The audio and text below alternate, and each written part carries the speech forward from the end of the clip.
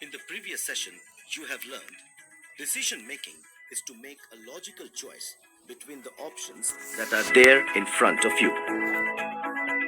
Decision making enables us to choose the right alternative among several options. The decision making process will become much easier if you are able to locate the real problem. Sunny did not perform any sort of research before taking the decision. Sunny was confused because he was not confident about his decision. Hello friends, welcome to another exciting session of decision-making skills. In this session you will learn correct steps involved in the decision-making process, factors affecting the decision-making process. So friends, you have seen how Sunny failed to take the right decision. What about Rishabh? Did you see how confident he was in his decision making? Let's have a look at the story of Rishabh and find out. I know I should have listened to you, but I don't know what to do now. Calm down for now. You need to accept your decision and work hard. I'm sure you'll start liking your training with time. I hope so. But tell me one thing. How could you be so sure about your decision? I gave a lot of thought before deciding. Remember how confidently I told you that I was going to go for CCE training? Yes, I remember. But do you know how I arrived at that decision? So what training are you going to undertake after your graduation? What training should I do after the graduation? Should I go for the training of customer care executive or front office executive? I think I should call Rohini and get her advice on this. She's currently undergoing training for customer care executive. Besides, her sister is also undergoing training for front office executive. Therefore, I would be able to get some good advice on both the job roles. Yes, I think I should go for the training of customer care executive. But Rohini mentioned another interesting training program named security officer. I think I should compare both of them before taking a decision. I am going to take up CCE training. That's really inspiring. I will not repeat these mistakes. From now onwards, I will do proper research before taking any decision. With this, we have reached the first discussion time. You will get 5 minutes to identify correct approaches involved in decision-making process.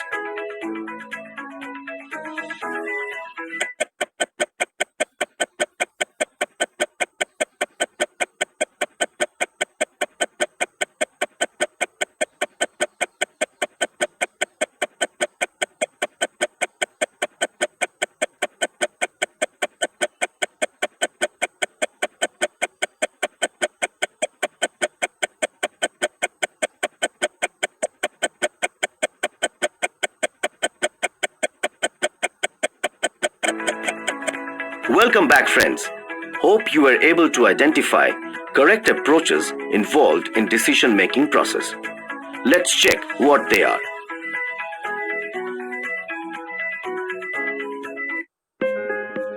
Did you see how confident Rishabh was in his decision making? Here are the correct steps taken by Rishabh. Number 1. Identification of the problem. Should I go for the training of customer care executive or front office executive? Rishabh knew what the real problem was. He took the problem seriously and took measures to control it. Number 2. Collecting information. I think I should call Rohini and get her advice on this. She's currently undergoing training for customer care executive.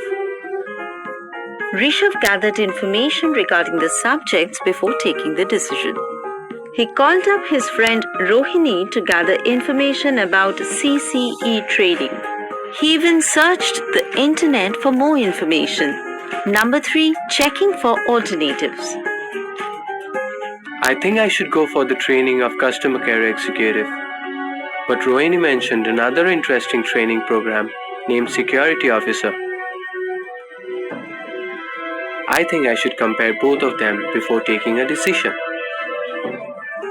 Rishabh weighed the alternatives before taking any decision. He even considered going for the training of security officer.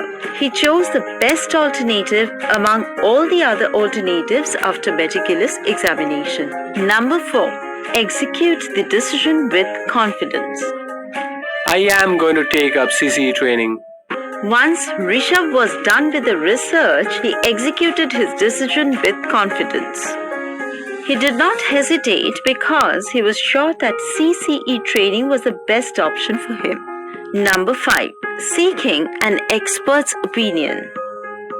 I think I should call Rohini and get her advice on this.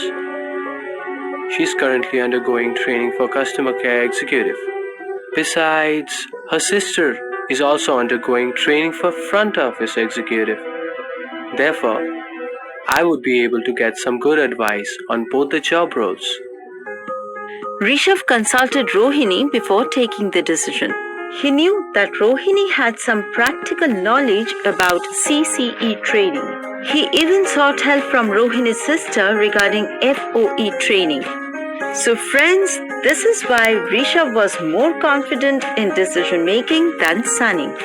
Now that you're aware of the right and wrong approaches of decision making, let's have a look at the factors affecting the decision making process.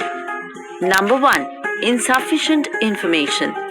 Sometimes we do not pay much heed to collect all the required information before taking a decision.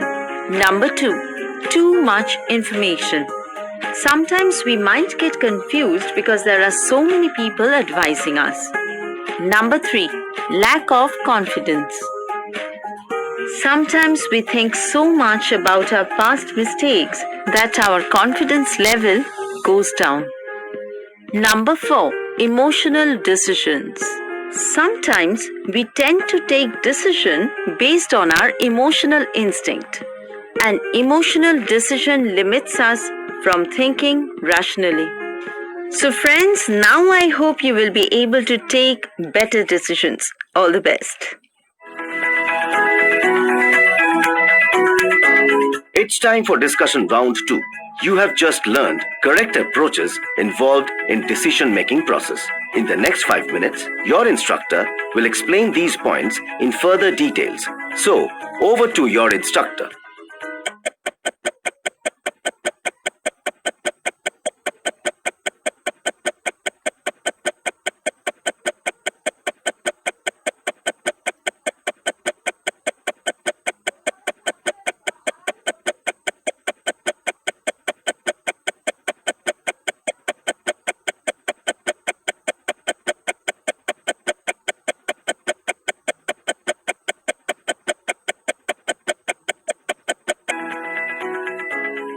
With this, we come to the end of this session. Before moving on, let's do a quick recap. Rishabh knew what the real problem was. Rishabh gathered information regarding the subjects before taking a decision. Rishabh weighed the alternatives before taking the decision. Sometimes we do not pay much heed to collect all the necessary information before taking a decision. Sometimes we tend to take decisions based on our emotional instincts.